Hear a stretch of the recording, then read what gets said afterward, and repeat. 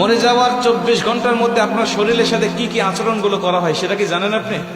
বর্তমান বিজ্ঞান বলছে একটা মানুষকে যখন দাফন করা হয়, এই দাফন করার 24 ঘন্টার মধ্যেই তার শরীরের মধ্যে পোকার উৎপত্তি হয় এবং এই পোকাগুলো নিজেরা তার শরীর খাইতে থাকে এবং অন্যান্য পোকাগুলোকে আমন্ত্রণ করতে থাকে গন্ধের দ্বারা।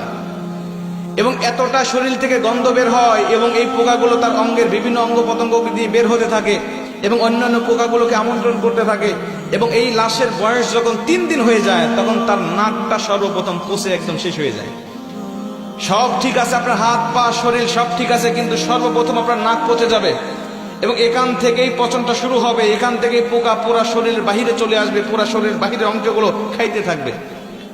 আপনার লাশের বয়স যখন 6 দিন হয়ে যাবে তখন আপনার হাতের এবং পায়ের নখগুলো খসে খসে পড়তে থাকবে।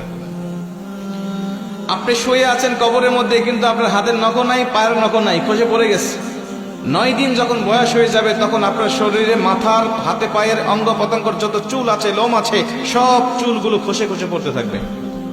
কবরে শুয়ে আছেন আপনি, আপনার হাড় শুয়ে আছে, আপনার শরীর শুয়ে আছে, কিন্তু চুল আপনার শরীরে নেই, সব খসে খসে মাটিতে পড়তে থাকবে।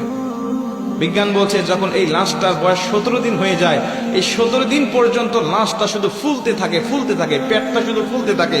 এই ফুলার আকৃতি যে কত ভয়ঙ্কর, যদি কোনো মানুষ দেখতে পারতো তাহলে কবরের চিন্তায় সর্বসময় ব্যস্ত থাকতো। ফুলতে ফুলতে ফুলতে ফুলতে